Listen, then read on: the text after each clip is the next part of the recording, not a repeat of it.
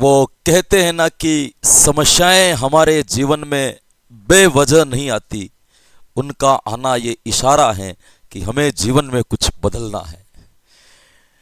हाँ भाई दोस्तों, नमस्कार, सबको राधे राधे, सबको प्रणाम, सबको नमस्ते। और एक बार जो है आपका फिर से इस सेशन में आपका हार्दिक स्वागत और अभिनंदन है। कुछ समस्याओं का समाधान हम भी करना चाहते हैं, कुछ समस्याओं से हम भी बाहर निकलना चाहते हैं, कुछ समस्याओं के साथ हम भी आत्मसात करना चाहते हैं और उन्हीं समस्याओं को दूर करने के लिए आपका सफ़र, आपका साथी, आपका दोस्त कन्हैया एक बार फिर से उपस्थित है। मानता हूं कुछ दिनों के बाद अपनी क्लास स्टार्ट हो रही है, लेकिन कोई दिक्कत जैसी बात नहीं, बहुत जल्द जो है ये पूर्ण भी हो जाएगी, बहुत जल्द जो है इसको जो है अपन लेकर के एक अच्छे लक्ष्य तक भी पहुंच जाएंगे। जी दोस्तों, अपन बात कर रहे थे दोस्तों शिक्षण विधियों की, और शिक्षण विधियों के अंदर अपना पाठ चल रहा था महत्वपूर्ण विधियां। जी हाँ, आप रीट लेवल 1, 2 या सेकंड ग्रेड किसी की भी तैयारी कर रहे हो, ये शिक्षण विधियां कॉमन पार्ट है, सभी के लिए उपयोगी और सभी को आपको पढ़नी है ना। कॉमन पार्ट आप सभी को पढ़ना है जो सबके लिए महत्वपूर्ण है। पहले अपन बहुत सारी विधियों पर चर्चा कर चुके, आगमन विधि, निगमन विधि के ऊपर चर्चा कर चुके, अपन प्रयोजना विधि के ऊपर चर्चाएं कर चुके, व्याख्यान विधि, सूत्र विधि है ना, अपन बहुत सारी पारायण विधि, इन सारी विधियों के ऊपर अपन चर्चाएं कर चुके हैं। आज मैं आपके लिए 2-3 और अच्छी अच्छी विधियां लेकर के आया हूं जिसके ऊपर अपन जो है दोस्तों चर्चा करेंगे। बिल्कुल आपको ये ध्यान रखना है, आज अपन पढ़ने वाले हैं उस विधि का नाम है मेरे दोस्तों खोज विधि। उस विधि का क्या नाम है मेरे दोस्तों? आज जिस विधि के बारे में अपन पढ़ना चाहते हैं उस विधि का नाम क्या है मेरे दोस्तों? ज्यादा बड़ा हो गया पेन यार, ये ठीक है। उस विधि का नाम है आपके खोज विधि। भाई कौन सी विधि अपन पढ़ने वाले हैं मेरे दोस्तों? तो ध्यान रखना, आज अपन पढ़ने वाले हैं उस विधि का नाम है आपके खोज विधि। इसी खोज विधि को अपन कहते हैं दोस्तों अन्वेषण विधि। खोज विधि को अपन और किस नाम से जानते हैं? तो ध्यान रखना, खोज विधि को अपन जानते हैं अन्वेषण विधि के नाम से। कौन सी विधि के नाम से जानते हैं दोस्तों? अन्वेषण विधि के नाम से। बात करें मेरे दोस्तों कि इनके जनक कौन है, तो आपको ध्यान रखना कि इस विधि के जनक माने जाते हैं आपके आर्मस्ट्रॉन्ग। भाई आर्मस्ट्रॉन्ग, इस विधि के जनक कौन माने जाते हैं मेरे दोस्तों? आर्मस्ट्रॉन्ग। आर्मस्ट्रॉन्ग ये इस विधि के क्या माने जाते हैं? आपके जनक माने जाते हैं। ये एक चीज के ऊपर रिसर्च कर रहे थे, कुछ सोने के दबाव के ऊपर। मुझे इसकी पूरी कहानी तो शायद मेरे माइंड से स्लिप हो गई कि क्या थी, लेकिन ऐसी कुछ थी कि ये एक किसी सोने पर जो दबाव लगता है विज्ञान में, उस चीज के ऊपर रिसर्च कर रहे थे और ये पानी के टब में नहा रहे थे। नहाते हुए उनको अचानक से आइडिया आया कि उनको कुछ पता चला, कुछ खोज लिया उन्होंने। तो वो बाहर निकले और बाहर निकलते एक शब्द पुकारते पुकारते पुकारते पुकारते है ना, अपना जहां भी एक्सपेरिमेंट चल रहा था, प्रयोगशाला, वहां तक भागते हुए गए। और वो शब्द क्या था मेरे दोस्तों? वो शब्द आपके पुकारते हुए चले, उस शब्द का नाम था, वो कौन सा शब्द था मेरे दोस्तों? वो शब्द था आपके ह्यूरिस्को। कौन सा शब्द? बार बार पुकारते हुए चले, ह्यूरिस्को ह्यूरिस्को ह्यूरिस्को। ह्यूरिस्को का मतलब होता है मैंने खोज लिया या मैं खोजता हूं। मैंने खोज लिया या मैं खोजता हूं। मैंने खोज लिया या मैं खोजता हूं। खोज लिया या मैं खोजता हूं, ये इसका एक शाब्दिक अर्थ होता है जो आपको क्या रखना है दोस्तों? ध्यान रखना है। इसका शाब्दिक अर्थ क्या होता है मेरे दोस्तों? ह्यूरिस्को कि मैंने खोज लिया या मैं खोजता हूं, ये इसका क्या होगा? आपके एक शाब्दिक अर्थ होगा जो आपको ध्यान रखना है। इसीलिए आपके इस विधि का एक नाम और है कि इस विधि को ह्यूरिस्टिक विधि कहा जाता है। भाई कौन सी विधि कहा जाता है? तो इस विधि का एक और नाम है, इसको कहा जाता है आपके ह्यूरिस्टिक विधि। ध्यान रखना, ये आपकी विधि, एक खोज विधि कहें, आपको अन्वेषण विधि कहें, आपको ह्यूरिस्टिक विधि कहें, आपको ये तीनों एक ही विधियां कहलाती हैं, है ना। इस विधि के अंतर्गत क्या होता है कि बालकों के सामने पहले से कुछ समस्याएं रखी जाती हैं और बालकों को यह कहा जाता है कि तुम स्वयं पता करो। आप जब छोटी कक्षा के अंतर्गत पढ़ते थे तो आपने किताबों के अंदर ऐसे प्रश्न लिखा होगा, स्वयं खोजें, है ना, नीचे एक लिखा हुआ था स्वयं खोजे, और उसके नीचे 2-3 लाइनें लिखी आती कि आपको क्या खोजना है। अक्सर शिक्षक ये कहते थे कि इन प्रश्नों को नहीं करना है, छोड़ दो, जबकि जरूरी वही थे, है ना। ग्रह कार्य वाले प्रश्नों को करने के लिए तो मैं गुरुजी कह देते कि ये करो, और जहां पे स्वयं खोजे वाले प्रश्न आते थे गुरुजी मना कर देते थे कि इनको रहने दो, ये मत करो। जबकि हकीकत में वो प्रश्न ज्यादा जरूरी थे हमारे मानसिक विकास में, वो प्रश्न ज्यादा जरूरी थे हमारे तर्क चिंतन के विकास में, वो प्रश्न ज्यादा जरूरी थे हमारे अंदर एक चेतना की वृद्धि करने में, है ना। इसीलिए इस विधि का निर्माण किया गया है कि इस विधि के द्वारा बालक किसी चीज को खोजे, बालक किसी चीज का पता लगाए, या बालक किसी चीज को जाने, या बालक किसी चीज को समझे। इसी चीज का यहां पे क्या किया गया है मेरे दोस्तों, निर्माण किया गया है। अब देखिएगा, आपको यहां पे ध्यान रखना है कि ये खोज विधि काम कैसे करती है। पहली बात तो ध्यान रखना कि ये आम विधि नहीं है, ये कठिन विधि है। हर कोई शिक्षक जो है इस विधि का प्रयोग नहीं कर सकता। इस विधि का प्रयोग करने के लिए एक प्रशिक्षित शिक्षक का होना जरूरी है, क्योंकि अन्वेषण में बहुत सारे खतरे हैं, खोज में बहुत सारे खतरे हैं, है ना। यहाँ पे बालकों का हमें मार्गदर्शन भी करना पड़ता है, बहुत सारा कार्य जो है अपन यहाँ पे करना पड़ता है। दोस्तों आपको ध्यान रखना है, क्योंकि शिक्षक यहाँ पे क्या करता है मेरे दोस्तों, शिक्षक यहाँ पे बालक का मार्गदर्शन भी करता है, शिक्षक यहाँ पे बालक को परामर्श भी देता है कि ये करना है, और बालकों का अवलोकन भी करता है मनोवैज्ञानिक ढंग से, है ना। आपको ये ध्यान रखना है कि ये शब्द जोड़ा गया है कि यहाँ पे मनोवैज्ञानिक ढंग से परामर्श देता है, मनोवैज्ञानिक ढंग से उनका मार्गदर्शन करता है, और मनोवैज्ञानिक ढंग से ही उनका क्या करता है, अवलोकन करता है। तो इससे साफ पता चलता है कि इस विधि का प्रयोग करने के लिए आपको जो है शिक्षक का क्या होना जरूरी है, प्रशिक्षित होना जरूरी है। ध्यान रखना, है ना। इस विधि का प्रयोग करने के लिए आपको ध्यान रखना है कि इस विधि के प्रयोग के लिए, इस विधि के प्रयोग के लिए, इस विधि के प्रयोग के लिए शिक्षक का प्रशिक्षित होना जरूरी है। ध्यान रखना, इस विधि के प्रयोग के लिए शिक्षक का मनोवैज्ञानिक प्रशिक्षण जरूरी है, मनोवैज्ञानिक प्रशिक्षण जरूरी है, ये आपको ध्यान रखना है। बाकी इस विधि का प्रयोग नहीं किया जा सकता, जरूरी है, ये ध्यान रखना है। ये भी ध्यान रखना है मेरे दोस्तों कि इस विधि में शिक्षक, इस विधि में शिक्षक बालकों का, इस विधि में शिक्षक बालकों का मार्गदर्शन, उनका परामर्श, या उनका निरीक्षण या अवलोकन,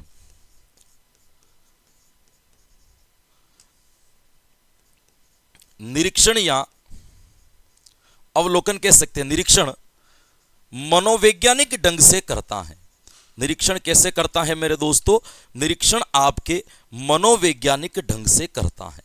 ये आपको इसके बारे में क्या रखना है, ध्यान रखना है। ये तीनों काम आपके मनोवैज्ञानिक ढंग से शिक्षक द्वारा किए जाते हैं। इसीलिए अपन इस विधि को क्या नहीं मान सकते मेरे दोस्तों, इस विधि को अपन आम नहीं मान सकते, ये विधि आपके खास मानी जाएगी। तो 2-3 बातें हो गई कि इस विधि का प्रयोग एक शिक्षक तभी कर सकता है जब उसको मनोवैज्ञानिक प्रशिक्षण दिया गया हो। इस विधि का प्रयोग एक शिक्षक द्वारा तभी किया जा सकता है जब उसके पास मार्गदर्शन, परामर्श और निरीक्षण देने के लिए उचित प्रकार का मनोवैज्ञानिक ज्ञान हो, तो इस विधि का प्रयोग कर सकते हैं। बाकी इस विधि का प्रयोग नहीं किया जा सकता, आपको यह ध्यान रखना है।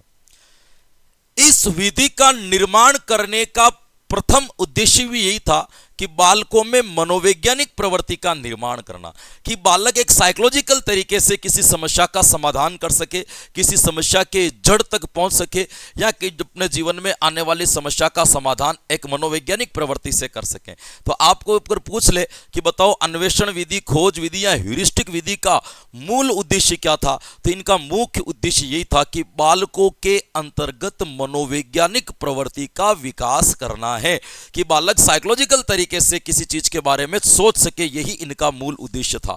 तो आपको यदि पूछ लिया जाए कि बताओ इस विधि का मुख्य उद्देश्य क्या है, तो मेरे दोस्तों ध्यान रखना, इस विधि का मूल उद्देश्य, इस विधि का मूल उद्देश्य क्या है मेरे दोस्तों, तो ध्यान रखना, इस विधि का मूल उद्देश्य है बालकों में, इस विधि का मूल उद्देश्य है बालकों में मनोवैज्ञानिक प्रवृत्ति का विकास करना। बालकों में किसका विकास करना मेरे दोस्तों, तो बालकों में मनोवैज्ञानिक प्रवृत्ति का विकास करना, बालकों में मनोवैज्ञानिक प्रवृत्ति का विकास करना ही इनका क्या है मेरे दोस्तों, मूल उद्देश्य है। विकास करना इसका क्या माना जाएगा, तो विकास करना ही इसका मूल उद्देश्य माना जाएगा। आपको ध्यान रखना है। आपको यह भी पूछा जा सकता है कि इस विधि का प्रयोग सबसे पहले किस विषय के अंतर्गत किया गया मेरे दोस्तों, तो आपको यह भी ध्यान रखना है इस विधि का सर्वप्रथम प्रयोग रसायन विज्ञान में किया गया है मेरे दोस्तों। सबसे पहले इस विधि का प्रयोग किसमें किया गया है, तो क्या याद रखोगे, इस विधि का सर्वप्रथम प्रयोग कहां किया गया था, तो इस विधि का सबसे पहले प्रयोग अपने रसायन विज्ञान में किया गया था। यह आपको ध्यान रखना है।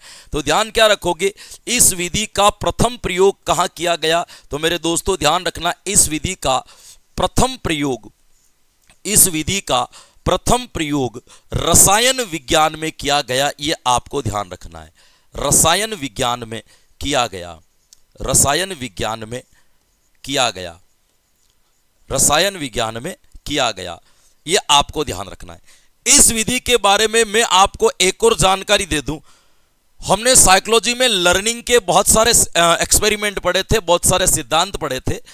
अगर यदि मैं आपको यह कहूं कि यह विधि किस प्रकार के विचारकों का समर्थन करने वाली विधि है, तो ध्यान रखना, यह विधि गेस्टाल्टवादियों के विचारों का समर्थन करती है। गेस्टाल्टवादियों के विचारों पर चलने वाली विधि है, जिसमें बालक तर्क, चिंतन, मनन, विचारों के द्वारा अपनी समस्या का समाधान करता है। याद करो वो कोहलर का सिद्धांत जो अपन ने पढ़ा था, जिसमें चिंपांजी अपनी बौद्धिक क्षमता से चिंतन और स्मरण करते हुए अपनी समस्या का समाधान करता है और भोजन को प्राप्त कर लेता है। ठीक उसी प्रकार की ये विधि है। तो ध्यान रखना, ये विधि किसके विचारों पर चलती है, तो दोस्तों ध्यान रखना, यह विधि गेस्टाल्टवादियों के विचारों का अनुसरण करती है। यह विधि किसका अनुसरण करती है मेरे दोस्तों, तो ध्यान रखना, यह विधि गेस्टाल्टवादियों के विचारों का अनुसरण करती है। गेस्टाल्टवादियों के विचारों का अनुसरण करती है। विचारों का क्या करती है मेरे दोस्तों, अनुसरण करती है। यह आपको ध्यान रखना है इस विधि के बारे में कि उनका क्या करती है मेरे दोस्तों, विचारों का अनुसरण करती है। देखो कितने कितने मैंने आपको मेन पॉइंट लिखाए जो आपको यहां पे ध्यान रखना है। पहली बात तो मैंने आपको क्या लिखाई कि खोज विधि, अन्वेषण विधि या ह्यूरिस्टिक विधि के जनक कौन माने जाएंगे, जनक माने जाएंगे आपके आर्मस्ट्रॉन्ग। फिर ध्यान रखना, यहां पे ह्यूरिस्टिक शब्द में ह्यूरिस्को का अर्थ क्या होता है, मैंने खोज लिया या मैं खोजता हूं, है ना। आपको यह ध्यान रखना। इस विधि की यदि अपन बात करें मेरे दोस्तों, इस विधि की यदि आपके बात की जाए तो ध्यान रखना, इस विधि का पहला, इस विधि के प्रयोग के लिए शिक्षक का प्रशिक्षित होना जरूरी है। शिक्षक के पास में मनोवैज्ञानिक प्रशिक्षण होना चाहिए। इस विधि में शिक्षक बालकों का मार्गदर्शन, परामर्श और उन बालकों का निरीक्षण मनोवैज्ञानिक ढंग से करता है। और यह भी ध्यान रखना, इस विधि का मूल उद्देश्य क्या है, तो इस विधि का मूल उद्देश्य है बालकों में मनोवैज्ञानिक प्रवृत्ति का विकास करना। बालकों में साइकोलॉजिकल प्रवृत्ति का क्या करना होता है मेरे दोस्तों, विकास करना होता है। इस विधि का प्रथम प्रयोग कब किया गया, तो ध्यान किसमें किया गया, तो इस विधि का प्रथम प्रयोग किया गया था आपके रसायन विज्ञान में। और आपको पूछ ले कि यह विधि कौन से विचारधारकों का समर्थन करती है, तो यह विधि गेस्टाल्टवादियों के विचारधाराओं पर चलने वाली विधि है, जिसमें तर्क, चिंतन, मनन शक्तियों के द्वारा किसी विषय वस्तुओं को क्या किया जाता है, खोज किया जाता है। आपको यह ध्यान रखना है। अब देखिएगा यह विधि काम कैसे करती है, या इस विधि की प्रोसेस कैसे है, यह विधि किस तरीके से काम की जाएगी। देखिएगा, जिसको अपन कहते हैं इस विधि के सोपान, चरण या पद, इस विधि के सोपान, या अपन इसको कह सकते हैं इस विधि के चरण, या अपन कह सकते हैं इस विधि के पद क्या है। सोपान, चरण या फिर इस विधि के क्या है मेरे दोस्तों, पद क्या है, इसके ऊपर अपन चर्चा करते हैं, या इसके ऊपर अपन बात करते हैं कि क्या चरण और क्या इस सोपान में पद क्या है, चरण क्या है। ये आपको पता है कि भाई देखो, खोज करनी है, किसी भी चीज का पता लगाना है, अन्वेषण करना है, तो पहले तो हमारे सामने समस्या होनी चाहिए कि हाँ भाई हम खोज करेंगे किस पे, किस चीज की खोज करेंगे। तो शिक्षक की भूमिका क्या होती है कि बालकों के सामने सबसे पहले समस्या को प्रस्तुत कर दिया जाए। प्रॉब्लम्स का होना जरूरी, बिना प्रॉब्लम्स पे अपन खोज किस पे करेंगे। तो किसी भी समस्या का समाधान करने के लिए या किसी भी समस्या के ऊपर हमें अन्वेषण करने के लिए पहले समस्या का होना जरूरी है। तो इस विधि में सबसे पहला काम शिक्षक द्वारा क्या किया जाता है मेरे दोस्तों? तो ध्यान रखना, इसका जो सबसे पहला चरण आता है वो क्या आता है दोस्तों? समस्या का प्रस्तुतिकरण। क्या आएगा मेरे दोस्तों? समस्या का प्रस्तुतिकरण। कि बालकों के सामने सबसे पहले क्या किया जाए? समस्या को प्रस्तुत किया जाए, समस्या का प्रस्तुतिकरण किया जाए। कि बालकों के सामने समस्या रखा जाए और समस्या ऐसी रखी जाए जिस पे बालक क्या करे मेरे दोस्तों? आपके एक तरीके से सोचे या विचार सके। यह आपको ध्यान रखना। जब बालकों के सामने कोई समस्या रखी जाती है तो बालक सीधा उस समस्या की खोज में नहीं निकल जाता है, पहले उस समस्या को समझता है कि आखिर ये समस्या है क्या और मुझे इसके ऊपर किस प्रकार की खोज करनी है। मतलब उस समस्या का एक सटीक अवलोकन करता है, उस समस्या का एक सटीक निरीक्षण करता है, उस समस्या का एक यूं कह सकते हो कि माइक्रो ऑब्जर्वेशन करता है। हर एक सूक्ष्म गतिविधि का क्या करता है? वो अवलोकन करता है। इसको अपन क्या कहेंगे? तो ऑब्जर्वेशन को अपन कहते हैं मेरे दोस्तों निरीक्षण करना। तो इसका दूसरा सोपान आएगा मेरे दोस्तों निरीक्षण करना। पहले समस्या प्रस्तुत की जाएगी, समस्या प्रस्तुत होने के बाद बालक क्या करेगा? तो बालक करेगा आपके निरीक्षण। भाई क्या करेगा? आपके निरीक्षण। तो दूसरा सोपान कौन सा आ जाएगा मेरे दोस्तों? निरीक्षण करना। पहला सोपान तो कौन सा आ गया आपके? समस्या को प्रस्तुत कर लिया, समस्या प्रस्तुत करने के बाद क्या कर लिया मेरे दोस्तों? आपके इस चीज का निर्माण कर लिया। निर्माण करने के बाद अब बालक सोचता है कि मैं इस समस्या का समाधान कैसे करूं, क्या खोजूं। वो अपने दिमाग के घोड़े दौड़ाता है, वो चिंतन करता है, वो तर्क करता है, वो मनन करता है, वो सोचता है कि कैसे समस्या का समाधान निकला जाएगा। इस तर्क चिंतन में उसके पास में कई आइडियाज आते हैं, है ना। उन आइडियाज में से कुछ विचार ऐसे होते हैं जिनसे उस समस्या का समाधान हो जाता है। मतलब उसको खोज लेता है, वो पता लगा लेता है कि हाँ ये ऐसे होगा। कुछ ऐसे आइडिया भी आते हैं। ये सही और गलत विचार जो आते हैं इनको कहा जाता है परिकल्पना का निर्माण करना। किसका निर्माण करना मेरे दोस्तों? इसको कहा जाता है आपके परिकल्पना का निर्माण करना। क्या कहा जाएगा मेरे भाई? तो याद रखना, इसको कहा जाएगा परिकल्पना का क्या करना? इसको कहा जाएगा आपके परिकल्पना का निर्माण करना। ध्यान रखिएगा, पहला सोपान मैंने आपको बताया था कि इसमें समस्या का प्रस्तुतिकरण होता है। दूसरा सोपान मैंने आपको बताया था कि इसमें निरीक्षण किया जाता है। तीसरा सोपान बताया कि परिकल्पना का निर्माण किया जाता है। परिकल्पना का अर्थ होता है कि एक काल्पनिक रूप से ऐसा सोचना, क्या इस विचार को इस समस्या के ऊपर लगाया जाए तो क्या इसका समाधान निकल जाएगा। इसको कहा जाता है परिकल्पना करना। व्यक्ति अपनी गतिविधि करता है, परिकल्पनाएं करता है और कोई एक समस्या, एक समाधान ऐसा ढूंढ लेता है, किसी चीज की खोज कर लेता है जिससे समस्या का समाधान हो जाता है। अब हुआ कि नहीं हुआ, इसके लिए बच्चे को अप्लाई करना पड़ेगा। कि मान लीजिए आपने किसी चीज का पता लगाया, ये ऐसा हो जाएगा। अब अनुमानिए ना ऐसा हो जाएगा, होगा कि नहीं होगा, तो अप्लाई करना पड़ेगा। इस अप्लाई करने को कहा जाता है परीक्षण करना। भाई क्या कहा जाता है मेरे दोस्तों? इस अप्लाई करने को कहा जाता है आपके परीक्षण करना। तो ध्यान रखना, चौथे नंबर पर बालक क्या करेगा? अपने अंदर आने वाले शुद्ध विचारों का क्या करेगा मेरे दोस्तों? परीक्षण करेगा। ये आपको ध्यान रखना, इसका मूल्यांकन किया जाएगा कि वास्तविकता में ये होता है कि नहीं होता है। अगर परीक्षण किया और परीक्षण करने के बाद वास्तविकता में यदि समस्या का समाधान हो जाता है, रियल में उससे प्रॉब्लम का सॉल्यूशन हो जाता है, तो वो खोज आपके सही मानी जाएगी, और नहीं होता है तो खोज आपके निरर्थक मानी जाएगी। यदि हो जाता है और खोज सही मानी जाती है ना, तो अंत में जाकर के क्या बना दिए जाते हैं?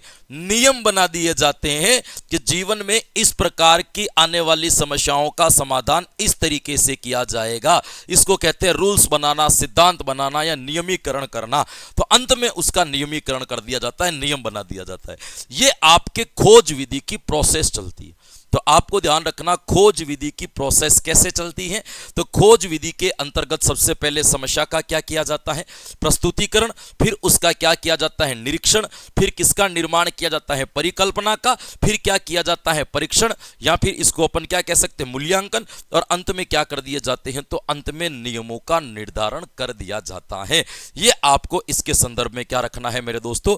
ध्यान रखना है। ये इनके क्या कहलाएंगे? सोपान कहलाएंगे। क्लियर? यहां तक मेरे हिसाब से एक बार आपको समझ में आ जाना चाहिए।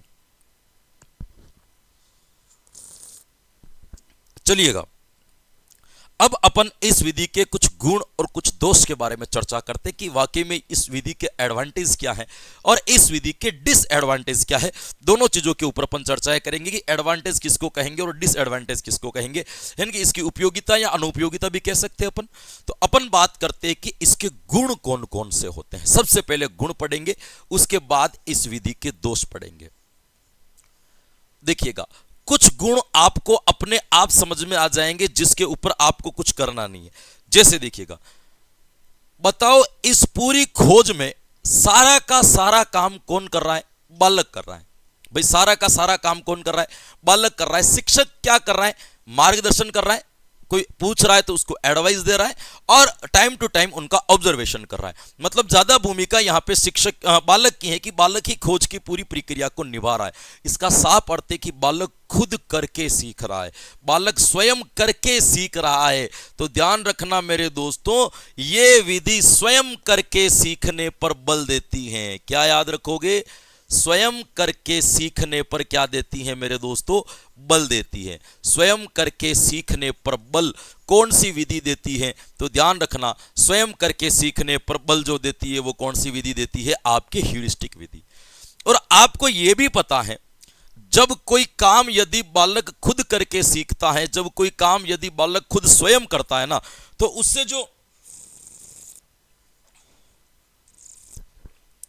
जो अनुभव प्राप्त होते हैं, उनसे क्या प्राप्त होते हैं मेरे दोस्तों? जो अनुभव प्राप्त होते हैं, जो ज्ञान प्राप्त होता है वो अस्थायी होता है। तो इसीलिए ध्यान रखना। क्या ध्यान रखोगे? एक तो इसका गुण है कि ये स्वयं करके सीखने पर बल देती है। दूसरा ध्यान रखना, प्राप्त अनुभव हमेशा प्रत्यक्ष होते हैं। प्राप्त अनुभव कैसे होते हैं? प्रत्यक्ष होते हैं। खुद उसको अनुभव प्राप्त होते हैं। प्राप्त अनुभव प्रत्यक्ष होते हैं या प्रत्यक्ष अनुभव प्राप्त होते हैं। इस लाइन को आप कैसे भी लिख सकते हो। अब आप देखो कि कोई काम आपने खुद ने किया है, उसके अनुभव भी आपको खुद को प्राप्त हुए। तो जब किसी काम को हम खुद करते हैं और हमारे द्वारा किए गए काम के अनुभव भी हमें खुद को प्राप्त होते हैं, ऐसी कंडीशन के अंतर्गत खास बात क्या होती है पता है आपको? इस कंडीशन में हम जो ज्ञान सीखते हैं वो अस्थायी हो जाता है, इतना मजबूत हो जाता है कि लंबे समय तक भी हम उस ज्ञान को वापस क्या नहीं कर सकते, भूल नहीं सकते, क्योंकि स्वयं करके सीखा है ना। ये आपको ध्यान रखना। तो अपन कह सकते हैं प्राप्त ज्ञान या प्राप्त अनुभव अस्थायी होते हैं। प्राप्त ज्ञान या अपन क्या कह सकते हैं, प्राप्त अनुभव जो होते हैं वो क्या होते हैं मेरे दोस्तों? प्राप्त ज्ञान या प्राप्त अनुभव हमेशा कैसे होते हैं मेरे दोस्तों? अस्थायी होते हैं। ये ध्यान रखना, अस्थायी होते हैं, ये ध्यान रखना। तो तीन चीजें मैंने अभी तक आपको बताई इसके गुण के अंतर्गत। एक तो बालक स्वयं करके सीखता है, एक बालक यहाँ पे प्राप्त अनुभव उनके प्रत्यक्ष होते हैं, एक मैंने बताया कि प्राप्त ज्ञान या प्राप्त अनुभव जो होता है वो भी क्या होता है? अस्थायी होता है ना। वो भी आपके मजबूत होता है, ध्यान रखना। बालकों के साथ में यदि बार बार इस विधि का प्रयोग किया जाए ना, तो एक समय के बाद में एक ऐसी परिस्थिति आ जाती है कि बालक प्रत्येक विषय को इसी तरीके से सीखना चाहता है, प्रत्येक विषय में वो अन्वेषण लाना चाहता है, प्रत्येक समस्या पे वो खोज करना चाहता है। मतलब एक समय के बाद में बालक की मनोवैज्ञानिक प्रवृत्ति ऐसी हो जाती है कि वो हर विषय वस्तु के ऊपर खोज करना सीख लेता है, हर विषय वस्तु के ऊपर अन्वेषण करना सीख लेता है। तो आपको इस बात का ध्यान रखना है कि ये विधि आपकी अन्वेषण शक्तियों को बढ़ाती है या बालकों के अंदर खोज प्रवृत्तियों का विकास करती है। ये भी इनका एक गुण माना जाएगा। तो अपन कह सकते हैं कि ये बालकों में खोज प्रवृत्तियों का विकास करती हैं। खोज प्रवृत्ति का या अन्वेषण प्रवृत्ति का क्या होता है मेरे दोस्तों? प्रवृत्ति का विकास होता है। यह भी इनका कौन सा गुण माना जाएगा? एक खास गुण माना जाएगा, होता है। बताओ, खोज करने के लिए बालकों के सामने हम हमेशा क्या रखते हैं? समस्याएं रखते हैं। भाई खोज करना है तो हम बालकों के सामने क्या रखते हैं? समस्याएं रखते हैं। तो आपको ध्यान रखना है मेरे दोस्तों कि यदि बालकों के सामने बार बार समस्या रखनी जाए ना, तो बालक समस्या का समाधान करना सीख ही जाता है। जीवन में आने वाली प्रत्येक समस्या का भी वो क्या कर सकता है? समाधान कर सकता है। व्यवहारिक समस्या का समाधान करने भी सीख जाता है यदि उसकी मनोवैज्ञानिक प्रवृत्ति को इस तरीके से बदला जाए। तो इस विधि का खास गुण है कि बड़े स्तर पर या वृहद स्तर पर इस विधि का यदि प्रयोग किया जाता हो तो बालकों में समस्या समाधान की प्रवृत्ति विकसित हो जाती है। तो इसका एक गुण अपन और याद रख सकते हैं कि बालकों में क्या विकसित होगी मेरे दोस्तों? समस्या समाधान की प्रवृत्ति विकसित हो जाती है, प्रवृत्ति विकसित हो जाती है, विकसित हो जाती है। समस्या समाधान की प्रवृत्ति क्या हो जाती है मेरे दोस्तों? विकसित हो जाती है। ये भी आप इसके बारे में क्या रख सकते हो दोस्तों? याद रख सकते हो। एक मिनट चाय पी लेता हूं मैं।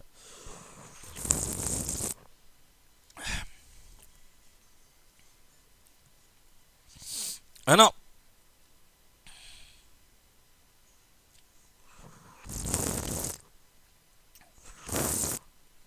बताओ, इस विधि के अंतर यदि किसी बालक को पढ़ाया जाए तो क्या बालक सक्रिय रहेगा कि निष्क्रिय रहेगा? अरे जब पूरा काम बालक को ही करना होना तो बालक के अंदर 100% सक्रियता आएगी, कभी भी निष्क्रियता नहीं आ सकती। तो आपको ये ध्यान रखना। क्या ध्यान रखोगे मेरे दोस्तों? इस विधि में बालक सक्रिय रहता है। क्या याद रखोगे? इस विधि में क्या रहता है? तो इस विधि में बालक हमेशा क्या रहेगा? इस विधि में बालक हमेशा आपके सक्रिय रहता है। ये ध्यान रखना। इस विधि के अंतर्गत बालक क्या रहता है मेरे दोस्तों? सक्रिय रहता है। और भी ध्यान रखना, बालक जब समस्या का समाधान करता है या बालक जब खोज करता है, बालक जब खोज करता है या समस्या का समाधान करता है, तो खोज करते वक्त या समस्या का समाधान करते वक्त बालकों में एक चीज और पाई जाती है। तर्क, चिंतन, मनन शक्तियों का विकास हो जाता है, सोचने की क्षमता का विकास हो जाता है, स्मरण करने की क्षमता का क्या हो जाता है दोस्तों? विकास हो जाता है। तो ये ध्यान रखना, सोचने या स्मरण करने की शक्तियों का विकास हो जाता है। सोचने व, या इसको मैं ऐसे लिख देता हूं, ये सही रहेगा। तर्क, चिंतन व मनन शक्तियों का क्या होता है मेरे दोस्तों? विकास होता है। ये ध्यान रखना, मनन शक्तियों का विकास होता है। ये भी आपको ध्यान रखना, विकास हो जाता है या विकास होता है। ये भी इसका एक क्या माना जाएगा? तो ये भी इसका एक गुण माना जाएगा। आपको ध्यान रखना। फिर याद रखिएगा, तर्क, चिंतन, मनन शक्तियों का क्या हो जाता है मेरे दोस्तों? विकास हो जाता है। इस विधि से बालकों में आत्मविश्वास और आत्मनिर्भरता बढ़ती है। बालकों में कॉन्फिडेंस आता है कि हाँ मैं कुछ कर सकता हूं। और आत्मनिर्भरता, क्योंकि वो खुद करता है तो आत्मनिर्भरता की वृद्धि होगी। तो बालक के अंदर आत्मनिर्भरता व आत्मविश्वास की क्या होती है मेरे दोस्तों? तो ध्यान रखना, आत्मविश्वास की क्या होती है? वृद्धि होती है। ये भी आपको ध्यान रखना है। ये भी इसका क्या कहलाएगा? एक गुण कहलाएगा। ये आपको इसके गुणों के बारे में क्या रखना है मेरे दोस्तों? ध्यान रखना है। तब आपको समझ में भी आ गया होगा कि यदि आपको भी गुण निकालने होना विधि के तो आप निकाल सकते हो। यदि आप गुण और दोष को याद करने के लिए बैठोगे तो यह कदापि संभव नहीं है कि आपको गुण और दोष कंप्लीटली क्या हो जाए? याद हो जाए। ये याद नहीं होते, इनको केवल अपने माइंड में सेट करना पड़ता है। विधि का मेन कंसेप्ट समझो। विधि का मेन कंसेप्ट है कि बालक समस्या की खोज करता है, फिर गुण निकाल देंगे हम। भाई प्रश्न आ गया कि बालक इसमें सक्रिय रहता है कि निष्क्रिय रहता है? हमें पता है कि बालक खुद कर रहा है तो सक्रिय रहेगा। क्या इस विधि से मनोवैज्ञानिक प्रवृत्ति का विकास होता है? क्यों नहीं होगा? तर्क चिंतन करना पड़ेगा। अगर खोज करेगा और तर्क चिंतन करेगा, समस्या का समाधान करेगा तो अपने आप ही मनोवैज्ञानिक प्रवृत्ति का विकास होगा। ये सारी चीजें हम अपने दिमाग से कर सकते हैं।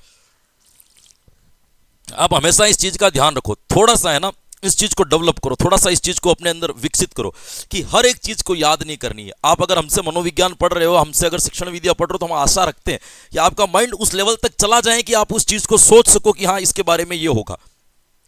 मान लीजिए कभी परीक्षा में ऐसा प्रश्न भी मिल जाए जो मान लीजिए हमने नहीं पढ़ाया हो या हमारे कंटेंट से बिल्कुल मिलता जुलता है, आप उसका भी आंसर निकाल सकते हो यदि आपको पुराना कंटेंट भी सही याद है, मैच करके, टच करके, उस कंटेंट से जोड़ करके। तो ऐसी योग्यताओं का विकास करो, थोड़ा माइंड के साथ में खेला करो। हर एक चीज को रटना नहीं है, हर एक चीज को याद नहीं करना है। बहुत सारी चीजें ऐसी होती है जिसको समझ करके छोड़ दी जाती है ना। ये जितनी भी विधि है ना, मैं आपको बता रहा हूं, यदि आप वास्तविकता में थोड़ा सा दिमाग लगा करके और थोड़ी सी मेहनत करोगे ना, ये 3-3 लाइन में आपको विधि याद हो जाएगी। विधि जनक का नाम, मूल चीज बताओ क्या करती है ये विधि, सारे हम निकाल देंगे, गुण दोष वगैरह वगैरह। सोपान भी अपन निकाल सकते हैं, इतना माइंड है अपने अंदर। तो इसी चीजों को विकसित करो, इतना याद करने के लिए नहीं बैठना है ना। चलिएगा, इस विधि के बारे में ध्यान रखना।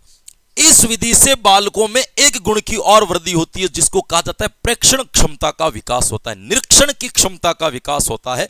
कि जब आप किसी चीज की खोज करते हो, जब आप किसी विषय के बारे में जानने का प्रयास करते हो, तो कहीं ना कहीं आपके अंदर ये चीजें आ जाती है। तो ध्यान रखना, प्रेक्षण शक्तियों का विकास होता है। क्या याद रखोगे? प्रेक्षण शक्तियों का विकास होता है। प्रेक्षण शक्तियों का क्या होता है? विकास होता है। अवलोकन शक्तियों का क्या होता है मेरे दोस्तों? विकास होता है। यह भी आप इसके संदर्भ में क्या रख सकते हो मेरे दोस्तों? याद रख सकते हो। देखो, अब अपन पढ़ते हैं इसके डिसएडवांटेज। ये अपन ने पढ़े वो सारे के सारे क्या थे? इनके एडवांटेज थे कि ये आपके स्वयं करके सीखने पर बल देती है, प्राप्त अनुभव प्रत्यक्ष होते हैं, ज्ञान हमारा अस्थायी होता है, खोज प्रवृत्ति का विकास होता है, समस्या समाधान की प्रवृत्ति बढ़ती है, इस विधि में बालक सक्रिय रहता है, तर्क चिंतन मनन शक्तियों का विकास होता है, आत्मविश्वास और आत्मनिर्भरता बढ़ती है, और आपके प्रेक्षण शक्तियों का विकास होता है। एक और भी मैं आपको लिखा सकता हूं दोस्तों, ये मनोवैज्ञानिक विधि है। ये कौन सी विधि है मेरे दोस्तों? मनोवैज्ञानिक विधि है। मनोवैज्ञानिक विधि क्यों है? क्योंकि एक तो बालक इसमें सक्रिय लेकर के सीखता है, इसलिए अपन इसको मनोवैज्ञानिक विधि कहेंगे, या इसको अपन कह सकते हैं ये बाल केंद्रित विधि है। कौन सी विधि है मेरे दोस्तों? बाल केंद्रित विधि है। ये भी आप इसके संदर्भ में क्या रख सकते हो मेरे दोस्तों? याद रख सकते हो कि ये एक प्रकार की कौन सी विधि है? तो ये एक प्रकार की बाल केंद्रित विधि है। ये जानकारी भी आप इसके संदर्भ में एक रख सकते हो। क्लियर? यहां तक एक बार आपको समझ में आ गया होगा। तो अब अपन बात करते हैं इनके दोष की, डिसएडवांटेज। देखो, सबसे बड़ा डिसएडवांटेज यदि मैं इस विधि का निकालूं, भाई इस विधि का दोष क्या होगा, इस विधि का क्या होगा मेरे दोस्तों? दोष क्या होगा? तो मैं आपको यह चीज बता देता हूं। इस विधि का पहला दोष जो होगा वो क्या होगा मेरे दोस्तों? समय अधिक लगता है। समय क्या लगता है मेरे दोस्तों? अधिक लगता है ना? हर एक टॉपिक के ऊपर खोज करवाओ, हर एक टॉपिक के ऊपर आप काम करो, तो इसमें हमारा टाइम बहुत अधिक लगता है, समय बहुत अधिक लगता है, और समय अधिक लगने के कारण पाठ्यक्रम समय पर पूरा नहीं हो पाता। क्या याद रखोगे? पाठ्यक्रम क्या नहीं हो पाता मेरे दोस्तों? पाठ्यक्रम समय पर पूर्ण नहीं हो पाता। समय अधिक लगने के कारण पाठ्यक्रम समय पर पूर्ण नहीं हो पाता। यह भी आप इसके संदर्भ में दोष को क्या रख सकते हो दोस्तों? याद रख सकते हो। तो एक दोष और कौन सा कहलाएगा? कि पाठ्यक्रम समय पर पूर्ण नहीं हो जाता। अब देखो, इस विधि का प्रयोग आप सभी विषयों में नहीं कर सकते। कुछ विषय ऐसे हैं उन्हीं में इनका प्रयोग जो होता है वो क्या होता है दोस्तों? अधिक हो सकता है।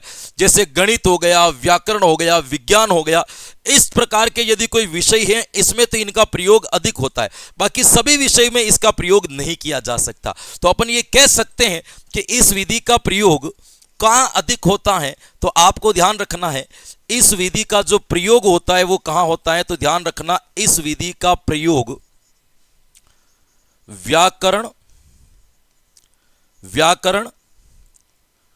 गणित तथा विज्ञान जैसे विषय में अधिक होता है, तथा विज्ञान जैसे विषय में अधिक होता है। विषय में क्या होता है मेरे दोस्तों? अधिक होता है। यह आपको ध्यान रखना है। व्याकरण, गणित और इस प्रकार की जो विधि होती है उसके अंतर्गत क्या होता है? आपके अधिक होता है। यह भी आपको ध्यान रखना। सभी विषय के अंतर्गत इसका प्रयोग नहीं किया जा सकता, यह भी आपको ध्यान रखना है ना? इस विधि का प्रयोग आप यदि मानोगे, इस विधि का प्रयोग करने के लिए हमें कई उपकरण, कई संसाधन, प्रयोगशालाएं, पुस्तकालय आदि की आवश्यकताएं होती है, जिसका विद्यालय में अभाव पाया जाता है। संसाधनों का अभाव है, उपकरण नहीं मिलते, प्रयोगशालाएं नहीं मिलती है, उसकी वजह से भी हम इस विधि का क्या नहीं कर सकते? सही ढंग से प्रयोग नहीं कर सकते। तो क्या याद रखोगे इसके अंतर्गत? प्रयोगशाला, उपकरण, संसाधन,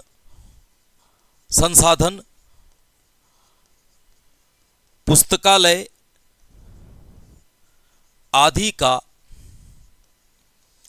अभाव रहता है। आदि का क्या रहता है मेरे दोस्तों? अभाव रहता है। ये भी आपको ध्यान रखना है कि इस कारण भी हम इस विधि का प्रयोग विद्यालय स्तर पर करने में क्या है मेरे दोस्तों, सक्षम है। आपको ये ध्यान रखना, ये विधि जो है ना बड़े स्तर के बालकों के लिए ज्यादा उपयोगी, माध्यमिक स्तर तक का इसका जो प्रयोग किया जाता है वो कम किया जा सकता है। 10 तक के बच्चों को आप क्या सिखाओगे, लेकिन बड़े स्तर के बच्चे इसमें इंटरेस्ट लेते हैं, जो रिसर्च और खोज करते हैं। तो अपन ये कह सकते हैं कि बड़े स्तर के बालकों के लिए अधिक उपयोगी है। किसके लिए अधिक उपयोगी है? केवल बड़े स्तर के बालक, सभी स्तर के लिए नहीं, बड़े स्तर के बालकों के लिए अधिक उपयोगी है। बड़े स्तर के बालकों के लिए क्या मानी जाएगी, तो ध्यान रखना, बड़े स्तर के बालकों के लिए आपके ये क्या मानी जाएगी, तो बड़े स्तर के बालकों के लिए आपके ये अधिक उपयोगी है। ये आपको ध्यान रखना है, अधिक उपयोगी मानी जाएगी। और ये भी ध्यान रख लेना दोस्तों, कमजोर छात्रों के लिए कम उपयोगी है। कमजोर बच्चों के लिए या कमजोर बालकों के लिए कम उपयोगी, जिनकी बुद्धि लब्धि भी कम होती है, जो खोज कर ही नहीं पाते, ऐसे बालकों के लिए कम उपयोगी है। कमजोर बालकों के लिए कम उपयोगी, बालकों के लिए कम उपयोगी,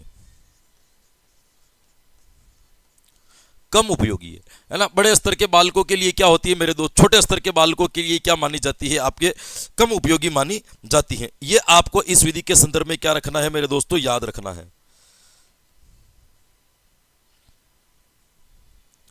है ना, ये आपको ध्यान रखना है। चलिएगा एक बार अपन इसको रिवीजन करते, उसके बाद में एक आध विधि अपन और देखते दोस्तों, एक विधि अपन और देखते, इसके बाद में अपन क्या करते, एक आध विधि के बारे में और चर्चा करते। चलो एक बार इसका रिवीजन कर लेते हैं। खोज विधि की बात करें अपन, मैंने कहा खोज विधि या अन्वेषण विधि इसका जनक माना जाता है आर्मस्ट्रॉन्ग। आपको ध्यान रखना है, आपको यह ध्यान रखना है कि ह्यूरिस्को शब्द का अर्थ होता है मैंने खोज लिया या मैं खोजता हूं। इस विधि के प्रयोग के लिए शिक्षक का मनोवैज्ञानिक प्रशिक्षण जरूरी है। इस विधि में शिक्षक बालकों का मार्गदर्शन, परामर्श और निरीक्षण जो करता है वो कैसे करता है, आपके मनोवैज्ञानिक ढंग से करता है। इस विधि का मूल उद्देश्य है बालकों में मनोवैज्ञानिक प्रवृत्तियों का क्या करना, विकास करना। इस विधि का प्रथम प्रयोग रसायन विज्ञान में किया गया। यह विधि गेस्टाल्टवादियों के विचारों का अनुसरण करती है। आपको यदि सोपान पूछ ले तो कितने याद रखोगे, 5 इनके सोपान होते। समस्या का प्रस्तुतिकरण करना, निरीक्षण करना, परिकल्पनाओं का निर्माण करना, परीक्षण करना और नियमों का क्या करना मेरे दोस्तों, निर्धारण करना। गुण की यदि बात की जाए तो ध्यान रखना, स्वयं करके सीखने पर बल देती है। प्राप्त अनुभव प्रत्यक्ष होते हैं। प्राप्त ज्ञान जो होता है वो उनका अस्थायी होता है। खोज प्रवृत्तियों का विकास होता है। समस्या समाधान की प्रवृत्ति विकसित हो जाती है। इस विधि में बालक सक्रिय रहते हैं। तर्क, चिंतन, मनन जैसी शक्तियों का विकास होता है। आत्मविश्वास और आत्मनिर्भरता की वृद्धि होती है। प्रेक्षण शक्तियों का विकास होता है। मनोवैज्ञानिक विधियों का, मनोवैज्ञानिक विधि और बाल केंद्रित विधि है।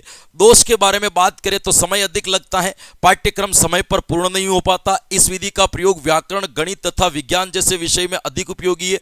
प्रयोगशाला, उपकरण, संसाधन, पुस्तकालय आदि का इसमें क्या रहता है, अभाव रहता है और बड़े स्तर के बालकों के लिए अधिक उपयोगी है। कमजोर बालकों के लिए इस विधि को कम उपयोगी माना जाएगा। इसी के साथ आपकी एक बड़ी विधि होती है जिसका नाम क्या हो जाता है मेरे दोस्तों, ह्यूरिस्टिक विधि। इसको अपन यहां पे क्या कर लेते हैं, कंप्लीट कर लेते हैं। आशा करते हैं कि यह विधि आपको आसानी से और बढ़िया तरीके से समझ में आई होगी। एक विधि अपन और पढ़ते, देखो क्योंकि दोस्तों अगर एक एक विधि पढ़ेंगे तो ऐसा अपना कोर्स होगा ही नहीं। 2 विधि 3 विधि तो अपन को पढ़ना पड़ेगा, तब 2-3 दिन में जाकर के या 3-4 दिन में जाकर के अपन वीडियो को समेट पाएंगे। अभी उपागम वगैरह अपन को पढ़ने तो समय तो लगेगा इसके अंतर्गत, इसीलिए अपन 2 या 3 विधियों को हर क्लास के अंतर्गत पढ़ेंगे, है ना। एक एक विधि नहीं पढ़ेंगे, एक एक विधि में तो समय बहुत ज्यादा चला जाएगा। दूसरी विधि अपन एक और लेते हैं मेरे दोस्तों, ये आपको समझ में आ गई होगी। तो दूसरी विधि का अपन सहारा लेते हैं और दूसरी विधि हमारे सामने आती है। उस विधि का नाम क्या है मेरे दोस्तों, तो दूसरी विधि जो हमारे सामने आती है उस विधि का नाम है आपके, इसी से मिलती जुलती विधि है, समस्या समाधान विधि। कौन सी विधि ध्यान रखोगे मेरे दोस्तों, समस्या समाधान विधि। समस्या समाधान विधि, समस्या समाधान विधि, समस्या समाधान विधि। यह विधि आपके खोज विधि से लगभग सिमिलर है, या खोज विधि से लगभग क्या है, आपके सेम मानी जाती है। यह आपको क्या रखना है, इसके बारे में ध्यान रखना है। खोज विधि से लगभग क्या मानी जाती है, आपके मिलती जुलती मानी जाती है। यह आपको इस विधि के बारे में ध्यान रखना है ना। फिर अपन बात करते हैं कि इस विधि का जनक कौन या ये विधि आई कहां से थी, तो आपको इस चीज का ध्यान रखना है मेरे दोस्तों।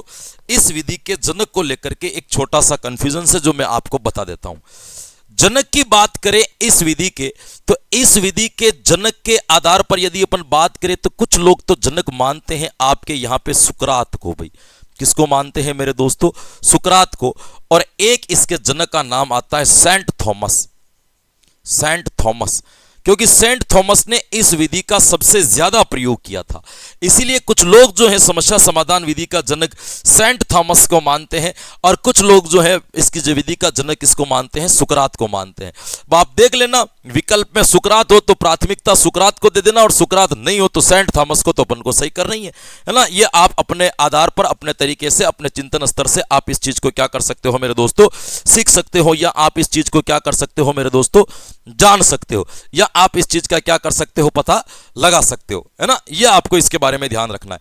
तो आपको यदि पूछ लिया जाए कि सुकरात या सेंट थॉमस पे जनक कौन, सुकरात को माने या किसको माने? अपन सेंट थॉमस को माने। तो आपको यह ध्यान रखना है कि इसमें से आपको जिसको भी प्राथमिकता देनी है वो दे लेना, लेकिन अगर ऑप्शन में सुकरात हो तो पहले अपन को सुकरात को सही करना है, और सुकरात नहीं हो तो फिर अपन को किसको सही करना है? तो फिर किसको सही करना है दोस्तों?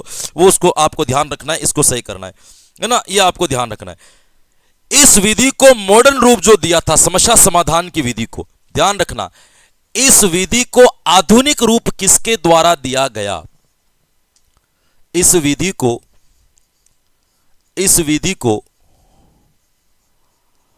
आधुनिक रूप किसने दिया? आधुनिक या इस विधि का व्यापक प्रयोग या आधुनिक प्रयोग किसने किया? तो इस विधि का आधुनिक प्रयोग करने वाले दो लोग थे, और आधुनिक प्रयोग करने वाले दो लोगों में से कौन थे मेरे दोस्तों? एक का तो नाम था आपके किलपैट्रिक, और एक का जो नाम था वो क्या था मेरे दोस्तों? John dewy. एक का नाम तो क्या था? किलपैट्रिक, और किलपैट्रिक के साथ में एक व्यक्ति और था जिसका नाम क्या था? आपके जॉन ड्यूई। ये दोनों एक साथ ही काम करते थे। प्रयोजनावाद ये लेकर के आए थे, और आपके प्रोजेक्ट मेथड जो अपन ने पढ़ लिया था वो एक समस्या समाधान विधि का ही भाग है। इसीलिए कहा जाता है कि समस्या समाधान विधि को व्यापक स्तर पर ले जाने का जो काम किया है वो किसने किया है? आपके सेंट थॉमस, और किसने किया है? आपके किसने किया है? किलपैट्रिक और जॉन ड्यूई के द्वारा किया गया था। प्रयोजनावाद के रूप में इसका प्रयोग किया गया था, आपको यह ध्यान रखना है। बाकी जनक जो मानना है वो किसको मानना है? आपको जनक जो मानना है वो सुकरात और इसी को मानना है, ये आपको दोस्तों ध्यान रखना है।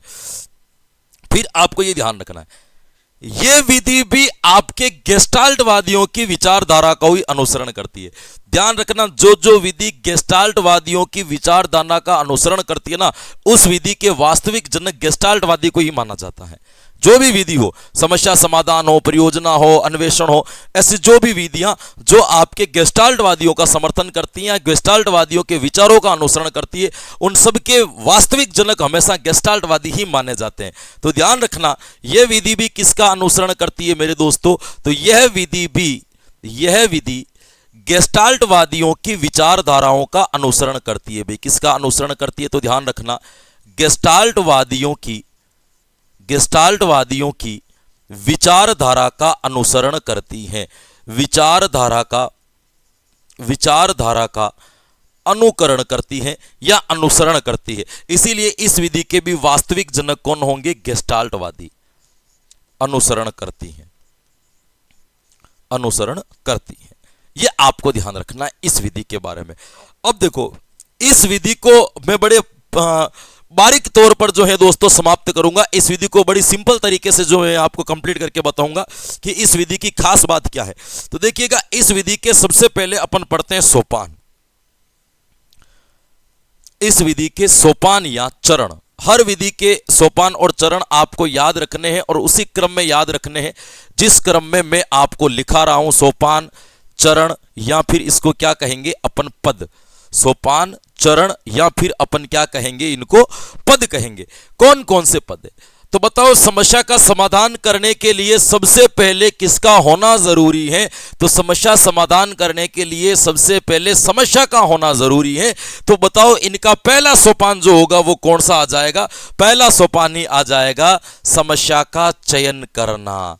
पहला सोपान ही कौन सा आ जाएगा मेरे दोस्तों? पहला सोपान ही आ जाएगा आपके समस्या का क्या करना? समस्या का चयन करना। पहला सोपान कौन सा होगा, तो क्या याद रखोगे, पहला सोपान ही आपके ये आ जाएगा कि समस्या का चयन करना, कि समस्या को चयन कैसे किया जाता है। पहले समस्या का चयन करना कि कौन सी समस्या है जिसका हमें समाधान चाहिए, पहले तो ये खोज करेंगे। फिर अपन को यह भी तो पता लगाना पड़ेगा कि जिस समस्या का हमने चयन किया है वो समस्या आई क्यों है, इसके आने के पीछे कारण क्या है। तो हमें समस्या के कारणों का पता लगाना पड़ेगा, हमें पहले निदान करना पड़ेगा। तो हम जाएंगे दूसरे सोपान के ऊपर जाएंगे, तो दूसरा सोपान यहां पे क्या लिख देंगे, दूसरा सोपान लिख देंगे समस्या के कारणों का पता लगाना। क्या करना मेरे दोस्तों, समस्या के कारणों का पता लगाना, समस्या के कारणों का पता लगाना। सबसे पहले समस्या का चयन करके दूसरे नंबर पर है ना अपन ये कह सकते हैं कारणों का पता लगाना। फिर आपके दूसरा आता है, तीसरा सोपान आता है मेरे दोस्तों परिकल्पना का निर्माण। परिकल्पना का मतलब मैं पहले ही आपको समझा चुका हूं कि इसका मतलब यह होता है कि आप एक आइडिया या विचार लाओगे कि समाधान कैसे करें, या फिर आप ये कह सकते हो कि सामग्री को एकत्रित करोगे कि जिस समस्या का आपको समाधान करना है उस समस्या समाधान के लिए आपको किन किन प्रकार की सामग्रियों का, किन किन प्रकार के विचारों का, किन किन प्रकार के तर्कों की आवश्यकता होगी, पहले उनको एकत्रित करोगे, उनके ऊपर चिंतन करोगे, उसी को क्या कहा जाएगा, आपके परिकल्पना का निर्माण करना। तो पहले समस्या का चयन करना, फिर समस्या के कारणों का पता लगाना, फिर क्या करना मेरे दोस्तों, परिकल्पना का निर्माण करना। परिकल्पना में बहुत सारे आइडिया आएंगे, बहुत सारी सामग्री आप एकत्रित करोगे और एकत्रित करने के बाद उसमें से कोई एक ऐसी सामग्री, कोई एक ऐसा विचार होगा जिससे समस्या का समाधान हो जाएगा। मतलब चौथे नंबर पर अपन उत्तम समाधान खोज लेंगे। क्या कर देंगे मेरे दोस्तों, उत्तम समाधान खोजना, मतलब बढ़िया समाधान जिससे उस समस्या का समाधान हो जाए। तो इसके बाद जो हम काम करेंगे वो कौन सा करेंगे, उत्तम समाधान खोजना। तो पहला काम है समस्या का चयन करना, दूसरा कारण होगा समस्या की कारणों का पता लगाना, और तीसरे नंबर पर होगा परिकल्पना का निर्माण या सामग्री को एकत्रित करना, चौथे नंबर पर हो जाएगा उत्तम समाधान खोजना, और अंतिम नंबर पर आ जाएगा मूल्यांकन करना या इसका व्यवहारिक प्रयोग करना। क्या हो, एक ही बात है, मूल्यांकन करना या फिर अपन इसको क्या कह सकते हैं, इसका व्यवहारिक प्रयोग करना, व्यवहारिक प्रयोग करना। ये आपके क्या कहलाएंगे मेरे दोस्तों, तो ध्यान रखना, ये आपके इस विधि के क्या कहलाएंगे मेरे दोस्तों, सोपान कहलाएंगे। आपको ये ध्यान रखना है ना। तो सोपान कितने हो गए इनके, 5 सोपान आपको याद रखने। समस्या का चयन करना, समस्या के कारणों का पता लगाना, परिकल्पना का निर्माण करना, उत्तम समाधान खोजना, मूल्यांकन करना, और इसका क्या करना मेरे दोस्तों, व्यवहारिक प्रयोग करना। इनके क्या कहलाएंगे, आपके सोपान कहलाएंगे। यहां तक एक बार क्लियर, यहां तक समझ में आ गया। एक आपको यहां पे मैं और नई चीज बता देता हूं दोस्तों, इस विधि की कुछ अवस्थाएं बताई गई है, समस्या समाधान विधि की अवस्थाएं। इस विधि की क्या बताई गई है मेरे दोस्तों, कुछ अवस्थाएं बताई गई है। ये अवस्थाएं थोड़ी सी आप क्या रख लेना, याद रख लेना। ये थोड़ी सी इंपॉर्टेंट भी है, इनको हल्का फुल्का आप क्या कर लेना, याद कर लेना, कि शायद यहां से कोई बड़ा प्रश्न बन सकता है। यदि कठिनाई स्तर को बढ़ाया जाए तो आपको बड़ा प्रश्न यहां से मिल जाता है। ध्यान रखना, पहली अवस्था आती है जिसको कहा जाता है अस्पष्ट स्थिति। पहली अवस्था को क्या कहा जाएगा, आपके अस्पष्ट स्थिति, कि समस्या समाधान, जब कभी भी समस्याएं हमारे सामने आती हैं तो उसकी स्थिति जो है वो कभी भी क्या नहीं होती है मेरे दोस्तों, स्पष्ट नहीं होती है। ये आपको ध्यान रखना है। दूसरी आती है सूत्रीयकरण, कि शायद किसी नियम या पुराने किसी सिद्धांत से, है ना, सूत्रीकरण, पुराने किसी नियम या सिद्धांत से इस समस्या का हल हो सकता है, तो हम पहले उससे करने का क्या करेंगे, प्रयास करेंगे, जिसे क्या कहा जाता है, आपके सूत्रीकरण। तीसरी अवस्था सूत्रीकरण करना, है ना, एक तरीके से मतलब पूरा पता लगा लेना, या किसी से सही हो रही है तो प्रयास कर लेना, या नहीं हो रही तो कारण का पता लगा लेना, सूत्रीकरण कहा जाता है। सूत्रीकरण कर लेने के बाद आपको आता है कि समस्या का पूर्ण ज्ञान। अब आपको समस्या का पूरा पता है कि समस्या क्या है और समस्या आपके कैसे आई है, और इस समस्या की वजह से क्या क्या दिक्कत हो रही है, ये आपको ध्यान रखना है। चौथी अवस्था बताई गई है तर्कणा, यानी कि तर्क करना कि किस तरीके से इसका समाधान किया जा सके या इसका समाधान निकाला जा सके, उसको अपन क्या कहेंगे मेरे दोस्तों, तर्कणा कहेंगे। चौथी अवस्था आपके तर्कणा बताई गई है। तर्क करने के बाद यदि आपको सही परिकल्पना के बाद यदि कोई सिद्धांत या नियम ऐसा मिल जाता है जिससे समस्या का समाधान हो रहा है, तो उसका क्या कर देना चाहिए, तो उसका कर देना चाहिए आपको प्रायोगिकरण। क्या कर देना चाहिए मेरे दोस्तों, प्रायोगिकरण। प्रायोगिकरण का मतलब क्या होता है कि उसको प्रयोग कर दो एक तरीके से, है ना, ये कर दिया जाए, अप्लाइड कर लो समस्या समाधान पर। यदि अप्लाइड हो रहा है, अप्लाइड होने के बाद समस्या का समाधान हो रहा है, तो ये निश्चित है कि भाई इसी से समस्या का समाधान होगा। उसको कहा जाता है प्रमाणीकरण या निश्चयन की प्रक्रिया। भाई क्या कहा जाएगा, आपके अंतिम जो अवस्था आएगी उसको क्या कहा जाएगा, प्रमाणीकरण या निश्चयन। प्रमाणीकरण या फिर इसको अपन क्या कह सकते हैं, इसको अपन कह सकते हैं निश्चयन। कितने हो गए आपकी अवस्थाएं, ये आपको इसकी अवस्थाएं क्या रखनी है मेरे दोस्तों, याद रखनी है। यदि आपको इनकी अवस्थाएं पूछ ले तो कितनी अवस्थाएं बताओगे, तो कितनी अवस्थाएं बताएंगे, तो इसकी अवस्थाएं बताएंगे अस्पष्ट स्थिति, सूत्रीकरण, समस्या का पूर्ण ज्ञान, तर्क, प्रायोगिकरण और प्रमाणीकरण। इनकी अवस्थाएं बताई जाएगी। ये आपको क्या रखना है, ध्यान रखना है। क्लियर हो गया यहां तक एक बार, है ना, ये अवस्थाएं। अब देखो इसके गुण और दोष में आपके कैसे क्लियर करवा देता हूं एक लाइन के अंतर्गत। ये यहां पे लिखता हूं इसके गुण और ये यहां पे लिखता हूं आपके दोष। बताओ इससे पहले अपने कौन सी विधि पढ़ी थी, इससे पहले विधि पढ़ी थी अन्वेषण विधि या खोज विधि। तो ध्यान रखना, खोज विधि के समस्त गुण इस विधि के भी कहलाएंगे।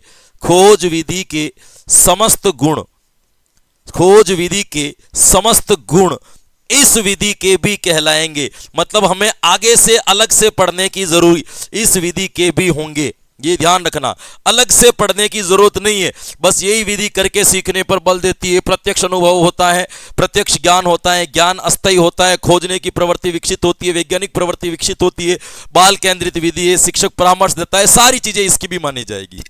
दोष पूछ ले, यही लाइन, खोज विधि के दोष इसके भी कहलाएंगे। अभी पढ़े अपन ने, तो यदि आप उतारना चाहो कॉपी पे तो डबल मेहनत कर लो, जो वहां पे लिखे हुए हैं उनको यहां पे उतार लो, नहीं तो वैसे कि वैसे आप मेरी तरह नोट डाल दो।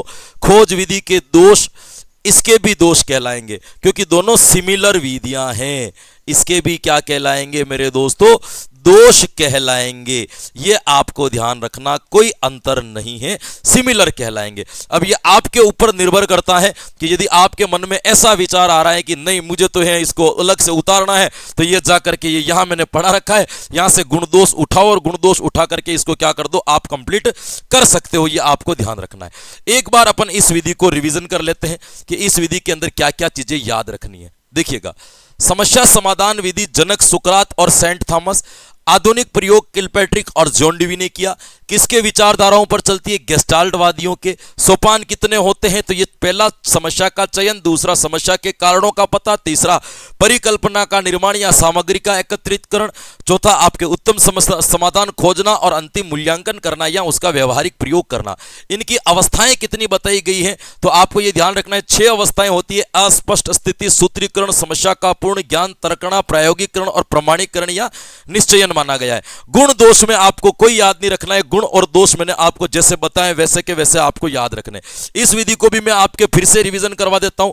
हमने एक विधि और पढ़ी, खोज विधि, अन्वेषण विधि या ह्यूरिस्टिक विधि, जनक आर्मस्ट्रांग, है ना। ह्यूरिस्को का मतलब मैंने खोज लिया या मैं खोजता हूं।